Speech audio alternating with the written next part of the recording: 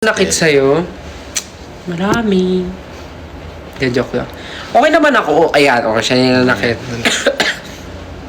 Okay naman ako. May ano lang, sipon ubo pa din.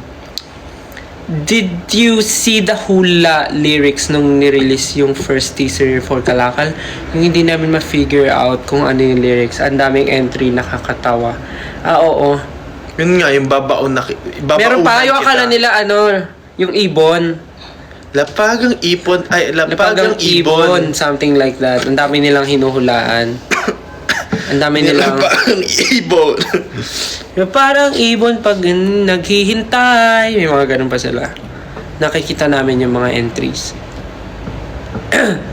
Paano kailan take? Nakailang take kayo sa part nyo? What do you mean nakailang take? Na pag-record or pagsulat or... Iba-iba po ang recording process eh. Ano ang pinaka-favorite yung experience sa paggawa ng Kalakal or yung pinaka-natuwa kayo sa buong experience? Yung nag-huddle kami, di ba?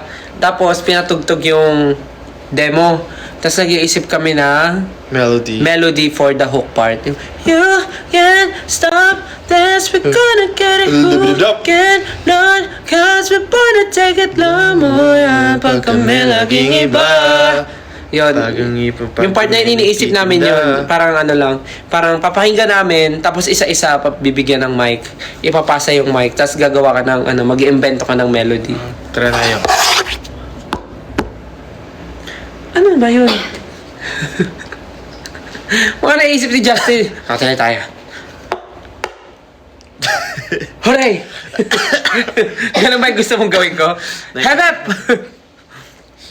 Sino nakaisip ng line na lapag ang ipon pag kami nagtitinda line? Sino nga ba? Hindi, actually, ang naalala ko niyan, naririnig ko kasi, hindi ko na maalala, pero naririnig ko kasi yung term na, nagtitinda. Kasi naalala ko yung tindahan namin na bigasan. Tapos natawa kaming lahat sa word na kasi nagtitinda. hindi naman unheard. Hindi naman unheard. Unheard? Past tense. Hindi naman unheard. Unheard, di ba? I cannot unhear. Unhear! Hindi simula nung sinabi ko yung word na tinda, bigas sa tinda, something like that yung sinasabi ko nun eh. Bigas nagtitinda. Bigas, something sinasabi ko. Tapos parang natatawa kami. Tapos biglang sabi ni Sir Glock, malay mo, pwede gamitin yun, yung word na tinda. Tapos parang nag-brainstorming hanggang sa nasabi ni Sir Glock na parang, lapag. Ay, hindi.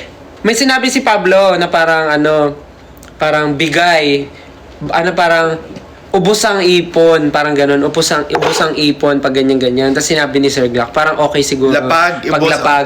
Tama si Sir Glock nagsabi na, parang sabi ni Sir Glock, what if gawin natin lapag ang ipon, tas pag kami nagtitinda, tas hanggang sa yun yung nabuo. Yun, nabuo siya. Dahil sa ganun. Masaya yung brainstorming na yun, yung nangyari. Tama.